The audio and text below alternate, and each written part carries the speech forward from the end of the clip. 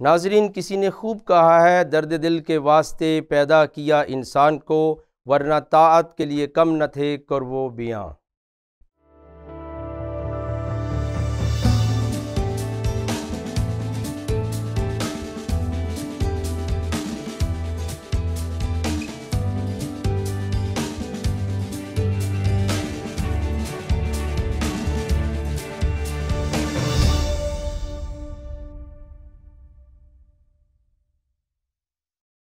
Programme دوستی کا ہاتھ بائی صدیق کے ساتھ میں آپ کو ویلکم اور اگین خوش آمدید۔ آپ کو سلام بھی عرض کرتا ہوں، اس امید کے ساتھ کہ آپ اور آپ کے عزیز و اقارب گھرانے کے لوگ خوش و خرم ہوں گے۔ اور ہمارا پروگرام چونکہ آپ بڑی دلچسپی کے ساتھ دیکھتے ہیں، اور میں بھی اس محبت کو آپ ناظرین کے ساتھ اپنی فیملی، اپنے دوست سمجھ کے ہمیشہ بانٹتا ہوں، چونکہ یہ سلسلہ گفتگو تھا، بڑا اہمیت کا حامل تھا۔ مسیحی مسلم تعلقات کی تاریخ، اور پچھلے ہفتے ہم نے آپ کو حیات محمد ایک کتاب تھی، اور پھر ہم نے سیرت ابن ہشام اور ان میں سے کچھ حوالہ جات کوٹ کیے تھے۔ تو جہاں جہاں ہم نے قرآن شریف کی، تورات شریف کی اور تاریخی باتیں کیں، اب ہم مدلل طور پر جو ہے وہ تاریخ کو کوٹ کر رہے ہیں کہ واقعتاً یہ واقعہ جو ہے یہ تاریخ میں کہیں ایگزسٹ بھی کرتا ہے یا نہیں کرتا ہے۔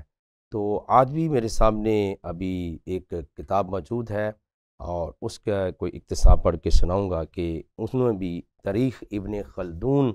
اس وقت میرے پاس موجود ہے، اور اس کا یہ پہلا والیوم ہے، حصہ اول ہے۔ تاریخ ابن خلدون نے بھی اس کو جو ہے اس واقعہ کو کوٹ کیا ہے ہجرت حبشہ کے نام سے۔ میں زیادہ نہیں پڑھ کے سناتا، لیکن چند الفاظ اس کے کوٹ کر دیتا ہوں تاکہ آپ کو پتہ چلے کہ یہ صرف خیالات کا مجموعہ نہیں ہے، بلکہ تاریخی اعتبار سے اس کا کوئی وجود موجود ہے، اور وہ حوالہ ہم ایک دوسرے کے ساتھ شیئر کر سکتے ہیں۔ تو تاریخ ابن خلدون نے لکھا ہے کہ والی حبشہ اور اہل قریش سے تجارت کا عہد نامہ تھا، وہ اکثر والی حبشہ کی تعریف کیا کرتے تھے۔ اب جو بات میں آپ کے ساتھ شیئر کرنا چاہتا ہوں کہ صرف پیغمبر اسلام نے اپنے ساتھیوں کو وہاں نہیں بھیجا، بلکہ ایون قریش کے لوگ، یعنی جو وہاں کے رہنے والے مقامی لوگ تھے، ان کے اوپر بھی اثرات موجود تھے۔ اور اس کی تاریخ ابن خلدون نے یہ دلیل دی ہے کہ چونکہ ان کے درمیان تجارتی جو ہے وہ معاہدہ موجود تھا، ایگریمنٹ موجود تھا، اور وہ اس کی تعریف کیا کرتے تھے کہ واقعتاً وہ ایماندار لوگ ہیں۔ وہ جب سودا بیچتے ہیں، جب چیزیں بیچتے اور لیتے ہیں، تو انتہائی دیانتداری کے ساتھ کرتے ہیں۔ اور پھر وہ لکھتے ہیں کہ مسلمانوں نے جب حبشہ کی طرف ہجرت کرنا شروع کی تھی، تو انہی اصحاب کے ساتھ حضرت جعفر بن ابی طالب بھی حبشہ ہجرت کر گئے، یہاں تک کہ حبشہ میں مہاجرین کی تعداد جو ہے وہ 300 تک پہنچ گئی۔ اب یہ یہاں پہ تھوڑا سا روایات میں اختلاف ہے، 80 کا بھی لفظ استعمال ہوا ہے، 83 کا بھی، اور پھر ابتدائی طور پر جو لوگ ہیں ان کا بھی۔ اور اب تاریخ ابن خلدون کہتے ہیں کہ یہ جو ہے وہ 300 تک جو ہے وہ بات پہنچ گئی تھی، اتنے زیادہ لوگ جو ہے وہاں پر گئے، اور آج بھی جو ہے وہ چیزیں اسی طرح وقوع پذیر ہو رہی ہیں کہ لوگ کثیر تعداد میں مسیحیوں کے پاس اور مسیحی جو کرسچن بیسز کنٹری ہیں ان کے پاس جانا پسند کرتے ہیں۔ تو ایک انہوں نے یہ بات اپنی تاریخ میں کہی ہے، اور پھر دوسری بات بھی انہوں نے اپنی تاریخ میں کوٹ کی ہے، وہ یہ ہے کہ حضرت عمر جو تھے 39 مردوں اور 23 عورتوں کے حبشہ ہجرت کرنے کے بعد اسلام لائے، یعنی تعداد بتا رہے ہیں کہ جب سیکنڈ کیلف آف اسلام نے اسلام کو قبول کیا تو اس وقت اتنی تعداد جو ہے وہ ہو چکی تھی، اور وہ لوگ بھی وہاں پر ہجرت کر گئے، انہوں نے پناہ ملی۔ پھر یہ سیکنڈ مائیگریشن کا حوالہ دیتے ہیں تاریخ ابن خلدون کے مصنف، وہ کہتے ہیں اس واقعہ کے بعد حضرت ابوبکر ہجرت گھر سے قصد کر کے نکلے اور وہ ہجرت کر گئے، اور لکھا ہے کہ لیکن ابن الدگنا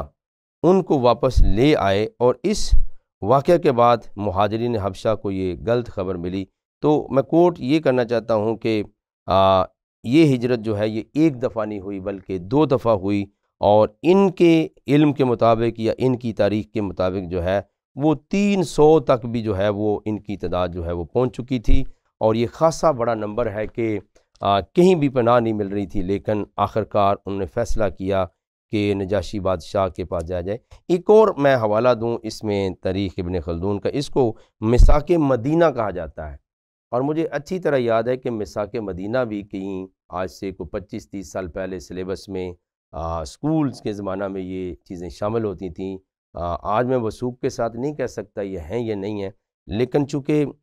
تاریخی پیپر ڈاکومنٹس میرے ہاتھ میں موجود ہے، اور تاریخ ابن خلدون بڑی مستند تاریخ ہے، اور اس کو نہ صرف میں پڑھتا ہوں بلکہ بہت بڑے اسکالر جو اسلام کے جتنے لوگ ان کی لائبریری میں یہ کتاب موجود ہوتی ہے، آپ بھی اس سے استفادہ کر سکتے ہیں۔ اس میں انہوں نے مساک مدینہ کا ذکر کیا ہے کہ مدینہ کے رہنے والے لوگوں سے، اور اس کا ترجمہ تھوڑا سا پڑھ کے سناتا ہوں۔ اس کے بعد پیغمبر اسلام نے یہود سے معاہدہ کیا اور ایک عہد نامہ لکھ کر دیا جس میں انصار و مہاجرین اور یہود کے حقوق کے شرائط تحریر کیے گئے تھے۔ یعنی یہ بات نہیں تھی کہ دشمنی چلی آ رہی ہے، بلکہ ایسا دور تھا جو میرا ٹاپک رہا، جو کئی ہفتوں پر مبنی رہا، کہ مسیحی مسلم تعلقات کی تاریخ، تو اس میں یہ سگنیفیکنٹ بھی بات ہے کہ وہاں نہ صرف بات چیت ہوئی بلکہ معاہدے بھی کیے گئے، اور جس میں انصار کے ساتھ، مہاجرین کے ساتھ، اور پھر یہودیوں کے ساتھ بھی معاہدے ہوئے ہیں۔ اور یہ ایک بڑی تاریخ جو ہے وہ اپنے اندر گواہی رکھتی ہے کہ جیسا آج ہم دیکھتے ہیں ایک دوسرے کے ساتھ دست و گریباں یا مخالفت یا دشمنی، ویسے پیغمبر اسلام کی حیات جو تھی اس میں کچھ ہمیں مختلف نظر آتا ہے، اور وہ مختلف کیا تھا؟ ایک یہ ہجرت حبشہ 2 بار، اور پھر 300 تک تاریخ ابن خلدون نے لوگوں کو بیان کیا ہے کہ اتنے مسلمانوں نے وہاں جا کر پناہ لی تھی۔ اور پھر ہم یہ بھی دیکھتے ہیں کہ کچھ ایگریمنٹس بھی ہوئے، اور یہ آخری کتاب میرے ہاتھ میں جس کا میں حوالہ دے رہا ہوں تاریخی طور پر، یہ تاریخ عرب اس کتاب کا نام ہے، ہسٹری آف عربس اس تاریخ کا کتاب کا نام ہے، اور اس کے اندر بھی اس واقعے کو بیان کیا گیا ہے، اور وہ وہاں سے شروع ہوتا ہے کہ جب اذیت یعنی پرسیکیوشن جو تھی وہ انتہا کو پہنچ گئی، تو پیغمبر اسلام نے ان مسلمانوں کو جن کے خاندان ان کی حمایت میں ساتھ کام کر رہے تھے، یعنی ان کے وہ ساتھی تھے، ان کے ڈسائپل تھے، انہیں حکم دیا کہ وہ حبشہ کو ہجرت کر جائیں۔ تو آپ ایک بات کے لیے یقیناً محظوظ ہوں گے کہ ہر تاریخ کی کتاب اس واقعہ کو بیان کر رہی ہے، لیکن یہ کس قدر عجیب تر بات ہے کہ اگر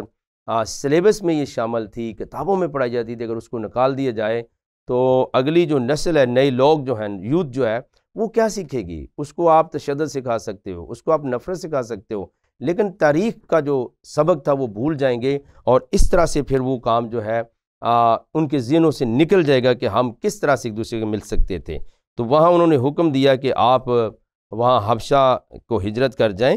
اور پھر یہ بھی لکھا ہے کہ وہاں آپ سکونت اختیار کر جائیں، اور پھر اسی میں بھی واقعہ ہے کہ لوگوں نے 2 بندوں کو بھیجا کہ ان کو واپس لے لیں، لیکن نجاشی کا جو نام اسلامی تاریخ میں بیان کیا گیا وہ ہے ابن العاص نے نجاشی کو مسلمانوں سے غصہ دلانے کے لیے اس کو جو ہے وہ کہا کہ آپ مسلمانوں سے برتاؤ بند کر دیں، اور ان سے یہ پوچھئے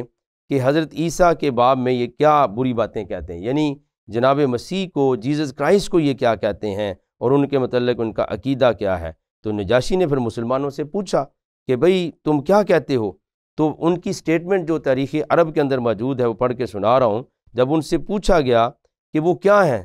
تو اہل اسلام نے کہا، یعنی پروفٹ اسلام کے ساتھیوں نے کہا کہ قرآن میں لکھا ہے کہ وہ اللہ کا کلمہ ہے، اور یوحنا کی انجیل شریف میں لکھا ہے کہ واقعی وہ اللہ کا کلمہ ہے، وہ خدا کا کلمہ ہے، ابتدا میں کلام ہے، کلام خدا کے ساتھ تھا، کلام ہی خدا تھا، اور یوحنا کی انجیل شریف پہلے باب کی 14 میں لکھا ہے اور کلام مجسم ہو گیا۔ تو نجاشی کے دربار میں باقاعدہ طور پر جو ہے وہ انجیل کی ہی کوٹیشن یا اس کانسیپٹ کو انہوں نے دہرایا کہ یس جی، ہم اقرار کرتے ہیں کہ وہ اللہ کے کلمہ ہے، جس سے اللہ تعالیٰ نے ایک کنواری کی طرف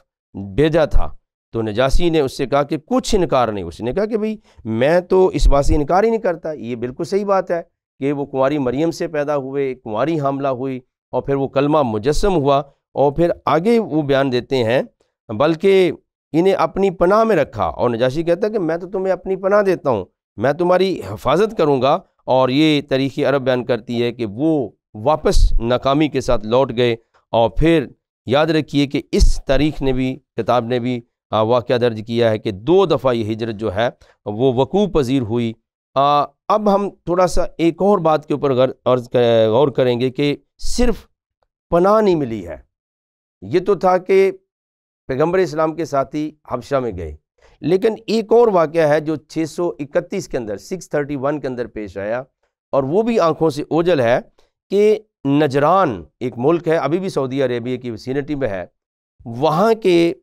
جو سکولرز تھے مسیحی، جن میں بشپ صاحبان بھی تھے، جن میں ان کے پادری صاحبان بھی تھے، اور احادیث کی کتابوں میں، تاریخ کی کتابوں میں لکھا ہے کہ انہوں نے اپنا وہ چوگا یا جبہ پہنا ہوا تھا، وہ بالکل آفیشیل جو ان کا سیرمونیل ایڈریس ہوتا اس کے اندر وہاں پر آئے، اور وہ پیغمبر اسلام کے پاس آتے ہیں، ان کا وفد آتا ہے، اور اس کو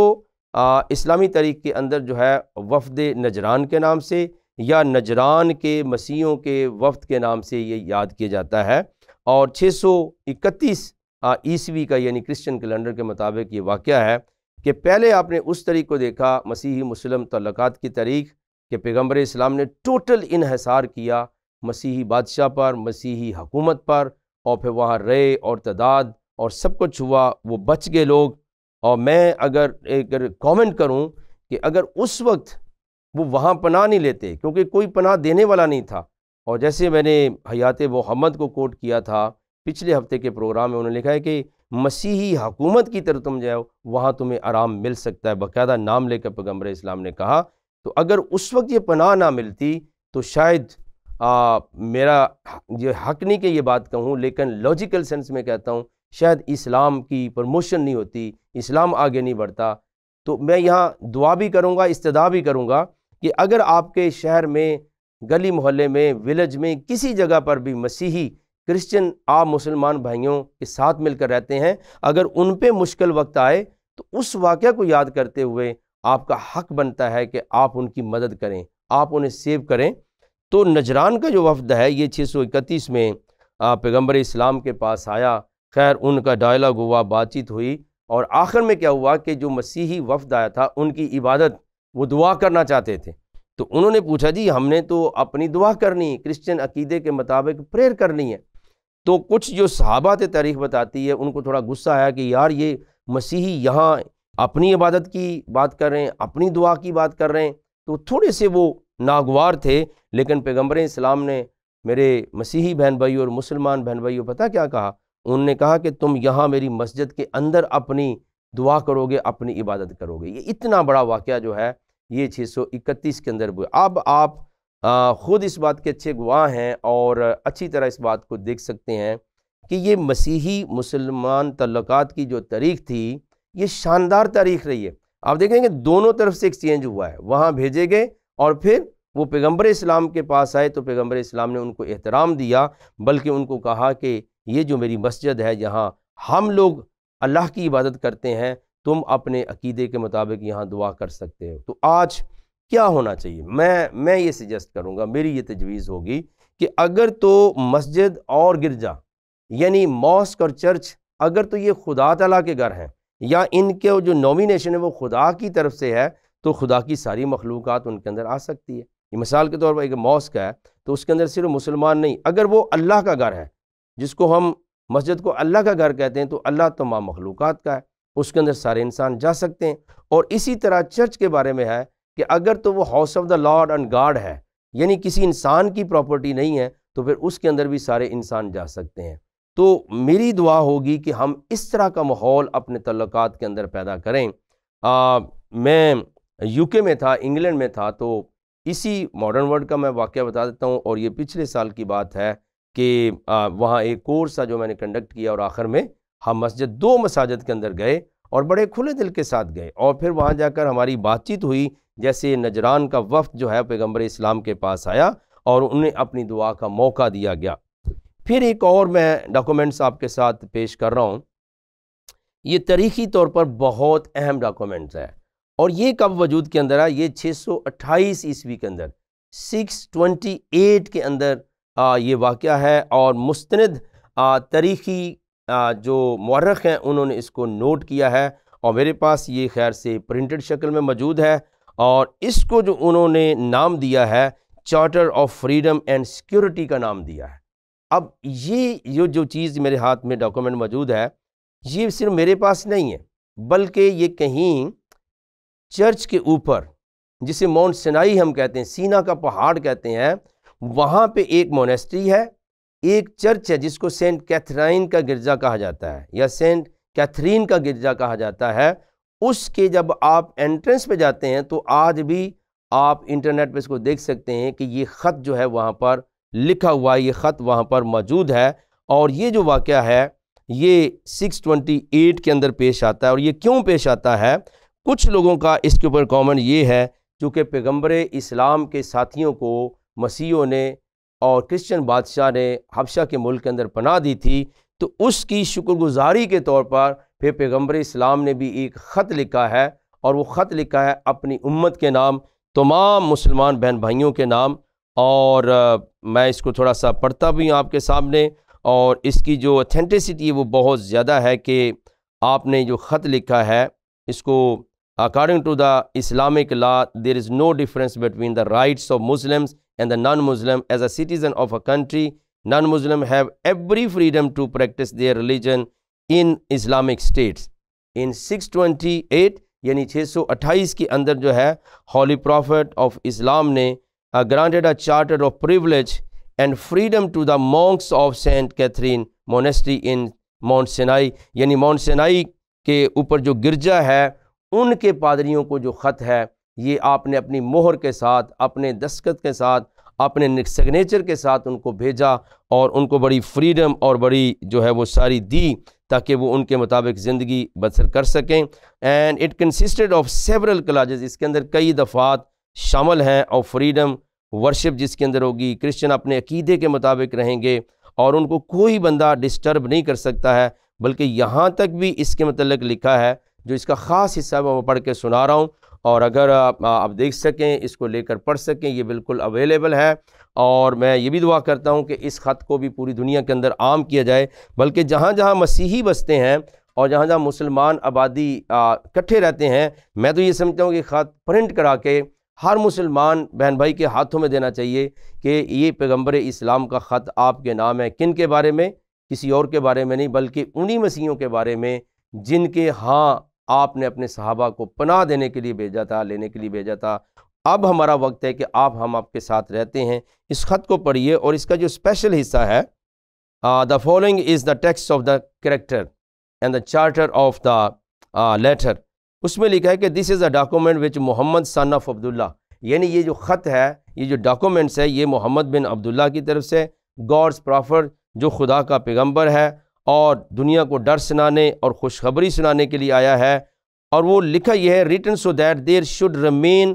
no excuses for those coming after، یعنی جتنے لوگ بھی میری امت میں موجود ہیں یا میرے بعد قیامت تک آئیں گے، ان کو یہ کوئی ایکسکیوز نہ ملے، جی ہمیں تو پتہ ہی نہیں تھا، ہم تو مسیحیوں کے ساتھ جو مرضی کر سکتے ہیں، گرجوں کے ساتھ جو مرضی کر سکتے ہیں، توریت شریف، انجیل شریف، بائبل مقدس کے نسخوں کے ساتھ جو مرضی کر سکتے ہیں۔ اور ایسے واقعات ہوئے کہ چرچز جلا دیے گئے اور بائبل مقدس کے مقدس نسخوں کو جو ہے وہ آگ کی نظر کر دیا گیا۔ لیکن یہ تب ہمیں باتیں سمجھ میں آئیں گی جب ہم کھلے دل سے اس گفتگو کو سنیں گے۔ تو وہ کہتے ہیں کہ یہ کسی کو ایکسکیوز اور معذرت نہ ہو کہ ہمیں پتہ نہیں چلا ہے۔ جو لوگ اس وقت موجود تھے بعد میں آئیں گے، I have caused this document to be written for Christians of the East، یعنی جو مشرق کے کرسچن ہیں ان کے لیے یہ میرا خط ہے۔ اور پھر کیا لکھا ہے، and the West، اور جو مغرب میں رہتے ہیں ان کے لیے بھی، for those who live near، اور ایسے مسیحی بہن بھائی جو میرے قریب رہتے ہیں، ہمارے آس پاس رہتے ہیں، ان کے لیے بھی خط ہے۔ and for those who live in the distant land، اور جو فاصلے پر رہتے ہیں ان کے لیے، for the Christian living at present and for those who will come after، یعنی ابھی موجودہ مسیحیوں کے لیے بھی ان کے وقت میں، اور جو ان کے بعد مسیحی آئیں گے ان کے لیے بھی ہے۔ while those Christian who are known to us and for those as well whom we don't know۔ اتنا بڑا یہ خط پیغمبر اسلام نے لکھا ہے کہ جن کرسچنوں کو میں جانتا ہوں یا آپ جانتے ہیں ان کے نام بھی، اور جو ہماری معلومات کے باہر ہیں، جس وقت اور جس ٹائم میں بھی ہوں گے، یہ خط ان کے لیے کارآمد ہوگا۔ یہ خط ان کرسچنز کے نام میں سیکیورٹی کے لیے لکھ رہا ہوں۔ اور پہلی کلاس کیا اس کی آپ سنیں، اس کی پہلی دفعہ کیا ہے، وہ یہ ہے، any Muslim violating and abusing what is there in order would be regarded as the violator of the God۔ اب وہ کہتے ہیں کہ کوئی بھی مسلمان اس خط کی اگر خلاف ورزی کرے گا تو وہ اس خط کی خلاف ورزی نہیں کر رہا، بلکہ وہ اللہ کا گستاخ ہے، اس نے اللہ کی نافرمانی کی ہے، اللہ کی مخالفت کی ہے. And testament and would be the breaker of his promise, اور وہ کہتا ہے وہ اللہ کے وعدوں کو توڑنے والا مسلمان ہوگا جو اس خط کی بات کو نہ مانے جو پیغمبر اسلام نے لکھ کر دیا ہے. And would make himself deserving God's curse, اس پر اللہ کی لعنت ہوگی اور وہ اس کا مستحق ہوگا جو میرے اس خط کو مسیحیوں کے بارے میں نہ مانے. تو میرا تو دل کرتا ہے کہ میں اسی کے اوپر پروگرام کرتا رہوں دوستی کا ہاتھ بھائی صدیق کے ساتھ، کہ کم از کم بڑے بڑے عالمانہ مسئلوں کی بجائے ہم اگر اس طرح کی باتیں کریں تو ہم معاشروں کے اندر امن لا سکتے ہیں، محبت لا سکتے ہیں، اور جو ٹالرنس ہے وہ پیدا کر سکتے ہیں. پھر تشدد جو ہے وہ ٹیررزم جو ہے اور دیگر طرح کی اظہار ثانی یا پرسیکیوشن ہے وہ کم ہو سکتی ہے، اور ہم اس زمین کو جو ہے اچھا خطہ بنا سکتے ہیں. لیکن کب؟ جب ہم ان کے اوپر عمل کریں. تو just I'm going again towards the letter and be a king اور آر سبجیکٹ. وہ کہتے ہیں کہ یاد رکھیے اللہ کی لعنت بھی اس پر آئے گی، اور اگر کوئی بادشاہ ہے یا کوئی اور چیز ہے سب کو یہ میرا خط ماننا ہے. تو موٹا موٹا میں اس کو پڑھ کے سناتا ہوں اپنے ناظرین کے لیے. انہوں نے کہا یہ میں وعدہ کرتا ہوں دیٹ اینی مونک اور وے فیئرر، یعنی جو بھی مسیحی درویش ہے یا ان کا پادری ہے، who will seek my help on mountain، وہ کہتا ہے اگر اس پادری کا گھر پہاڑوں کے اوپر بھی ہو تب بھی یہ خط اپلائی کرتا ہے کہ اس کی مدد کی جائے گی، یعنی جہاں پر بھی ہو. ان فارسٹ، وہ جنگلوں میں رہے، desert or the other places, یعنی صحراؤں کے اندر رہے، or in place of worship, یا وہ گرجوں گھروں کے اندر ہے یا چرچز کے اندر رہتا ہے، اس کے اوپر بھی یہ لاگو ہوتا ہے کہ میں وعدہ کرتا ہوں کہ اس کی مدد کی جائے گی. I will repel enemies with all my friends and the helpers. کہتا ہے پیغمبر اسلام نے کہا اگر ایسا واقعہ ہو جائے مسیحیوں کے اوپر تو میں خود اور میرے تمام ساتھی ان کو محفوظ کریں گے. سوال مجھے ناظرین بہن بھائیو، آپ یقیناً یہ پروگرام دلچسپی سے دیکھ رہے ہیں، مجھے پوچھنا ہے کہ یہ ایسا ہو کیوں نہیں رہا؟ تو اکارڈنگ ٹو دس لیٹر یہ خط جو ہے پیغمبر اسلام کا، انہوں نے تو لکھا جو اس کی وائلیشن کرے گا اس سے میں بھی ناراض ہوں اور اللہ بھی ناراض ہے، وہ اللہ کا باغی ہے، اللہ کا گستاخ ہے، اور اللہ کی لعنت بھی اس پر ہے. تو اتنا بڑا وعدہ ہے. اگر آج کسی مسیحی کو ستایا جائے گا تو وہ جو تاریخی تعلقات ہیں، پھر یہ لیٹر جو لکھا گیا جو تاریخ نے بیان کیا ہے، جو قرآن سے ہم نے لاتعداد حوالے شیئر کی جن کی بیسز موجود ہیں کہ مسیحی مسلم تعلقات کا ہونا بہت ضروری ہے. اور آج یہ بھی کہوں کہ مسیحی ایمان یا مسیحی مذہب کے قریب تر جو مذہب ہے جس کو ہم کلوزسٹ کہہ سکتا ہوں وہ مذہب اسلام ہے. لیکن وہ اسلام جو پیغمبر اسلام نے کہیں بیان کیا تھا اس کی پریکٹس کہاں پر ہے؟ تو پیارے مسلمان بہن بھائیوں، میں اپنی دعوت آپ کو نہیں دے رہا، میں پیغمبر اسلام کی باتیں آپ کو سنا رہا ہوں کہ انہوں نے اتنا بڑا وعدہ کر لیا تھا کہ جنگلوں میں پادری ہوں، پہاڑوں پہ ہوں، صحرا میں ہوں، جہاں بھی ان کو ضرورت پڑ جائے میں اور میرے ساتھی جو ہیں وہ ان کی مدد کریں گے اور ان کے ساتھ ہوں گے. اور لکھا ہے کہ دے آر آن مائی کووننٹ، کہتے وہ میرے عہد کے اندر شامل ہیں. And I will defend the covenant against the persecution injury and other embarrassment اور ہراسمنٹ. جو کچھ بھی ان کے ساتھ ہوگا میں اپنے وعدے کے مطابق ان کی حفاظت کروں گا. اور پھر وہ لکھتے ہیں کہ if they will prefer themselves to defend their properties and the persons, they will be allowed to do that and will not be put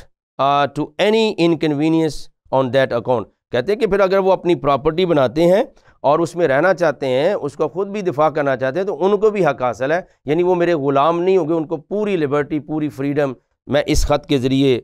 دے رہا ہوں. وہ کہتے ہیں کہ no bishop will be expelled from his bishop rank and no monk from his monastery and no priest from his place of worship and no pilgrimage will be detained in his vicinity. وہ کہتے ہیں کہ کسی bishop کو،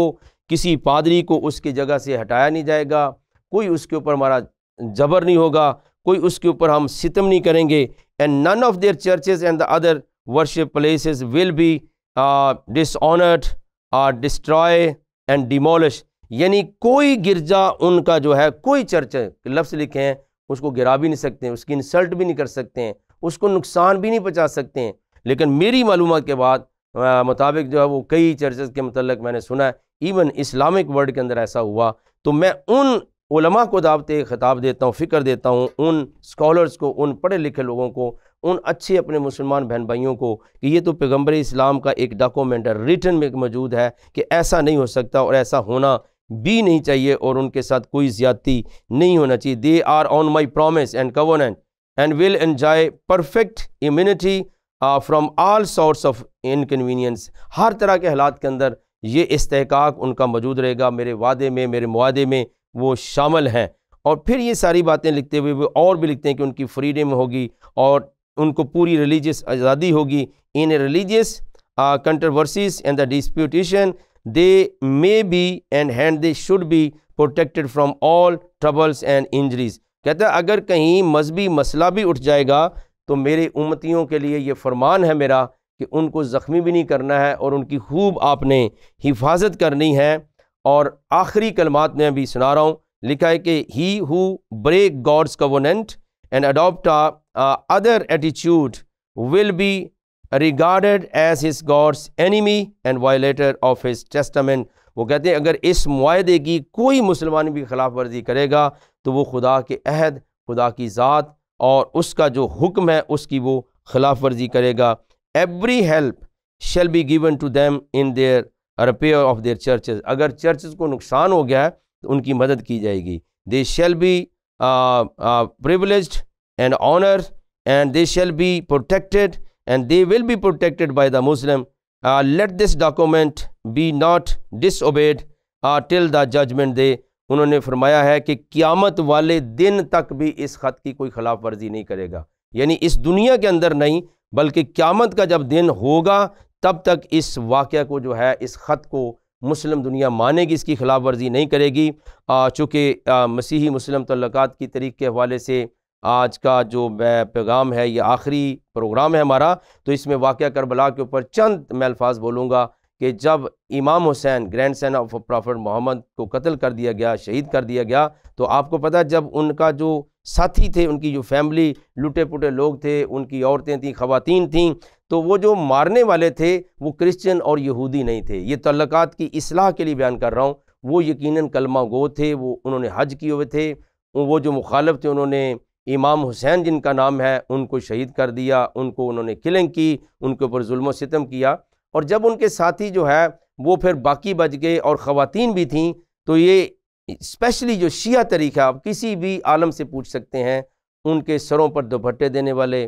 ان کو روٹی دینے والے، ان کی داد رسی کرنے والے کون تھے؟ پھر بھی وہ مسیحی تھے. اس لیے اگر کسی شیعہ مسلم سے آپ ملیں گے اور اس کو بڑی دلیری کے ساتھ بتائیے جناب میں مسیحی ہوں، وہ آپ کو اچھے جگہ پر بٹھائے گا بھی، آپ کی عزت بھی کرے گا، اور وہ آپ کو اکثر ایک لفظ کہے گا جس کا میں نے تجربہ کیا کہ آپ تو مسیحی لوگ ہمارے محسن ہو. تو پیارے عزیزو، کہنا یہ چاہتا ہوں کہ آج کی مسلم دنیا کے اندر یہ ٹالرنس آنی چاہیے. آج کے جو مسیحی مسلم تعلقات ہیں ان کو پروان چڑھنا چاہیے. تاریخ اس لیے ہوتی ہے کہ اس سے ہم سبق سیکھیں اور اپنے پریزنٹ کے اور اپنے فیوچر کے راستوں کو درست کریں. آئیں ہم دعا کریں گے. پیارے خدا جو تو رحیم اور کریم ہے، تو ہمیں برکت دے، اور خداوند اس اچھے پیغام کے وسیلے سے لوگوں کو برکت ملے، دل کھل جائیں، گلی محلوں، ممالک اور پوری دنیا میں امن اور سلامتی آئے، کیونکہ صلح اور سلامتی کا جو شہزادہ ہے خداوند یسوع مسیح کے نام سے ہی میں یہ دعا مانگتا اور پاتا ہوں، آمین. اور اس استدعا کے ساتھ دیکھتے رہیے پروگرام دوستی کا ہاتھ بھائی صدیق کے ساتھ.